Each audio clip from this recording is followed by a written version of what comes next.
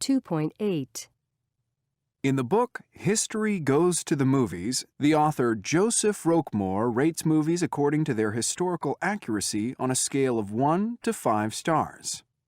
5 stars means a movie's very accurate, and no stars means it's very inaccurate. I'm going to look at 2 of the best-known movies that Roquemore features in his book. The first movie is the Oscar-winning movie Titanic, which was directed by James Cameron in 1997. The movie is historically accurate regarding the events leading up to the collision with the iceberg. The Titanic was sailing too fast, and the captain ignored warnings about ice. The collision and sinking are also very accurately portrayed with amazing special effects. However, where the movie falls short is in its characterization.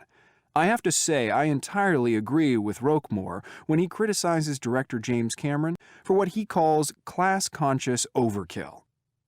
What he means by that is Cameron depicts all the third-class passengers in the movie as brave and good, and all the first-class passengers as selfish, stupid, cowardly, or downright evil.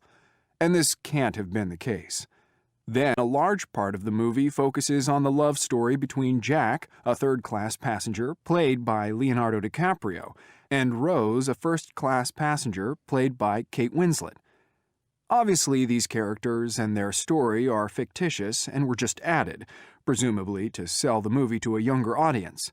But many historians have pointed out that a romance between Jack and Rose is totally improbable, because at that time there was complete class segregation on the ship.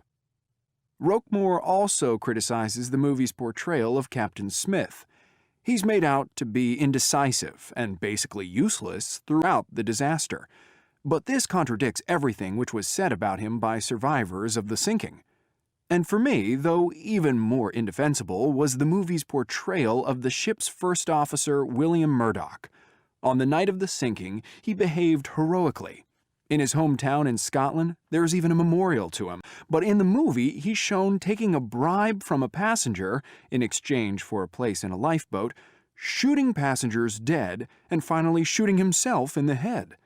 In fact, the movie studio 20th Century Fox, which produced Titanic, was eventually forced to admit that there was no historical evidence that Murdoch did any of these things, and that they'd included these details purely and simply to make the story more interesting. Roquemore gives Titanic 3 stars, describing it as great pyrotechnics, mediocre history. All in all, I think his assessment is about right. The main events are true, but the characterization is definitely the weak point of the movie.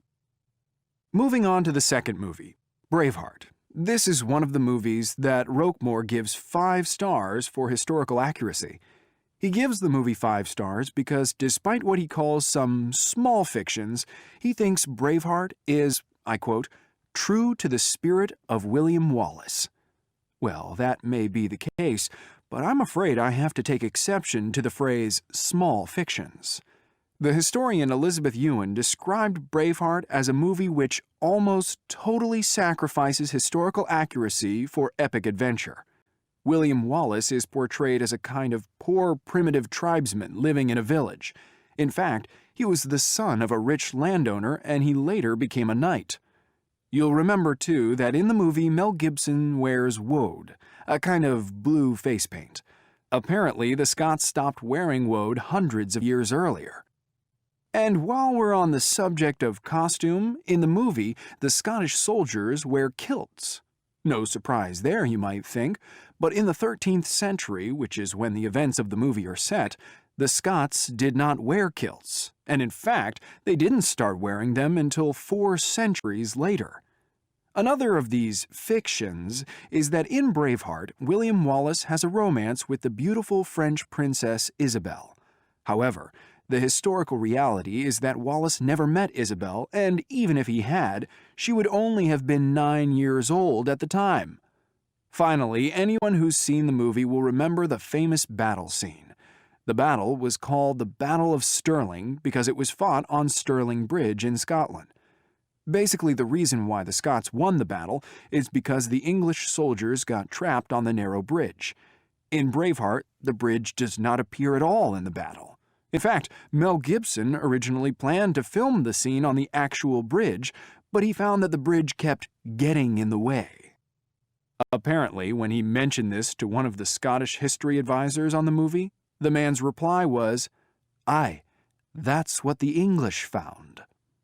Mel Gibson defended all the inaccuracies in the movie, saying that the movie's version of history was more compelling cinematically. Admittedly, it is a very entertaining movie, and it does give you a strong feeling for William Wallace and how he must have inspired his countrymen. But I don't think you can give this movie 5 stars or even 2 stars for historical accuracy.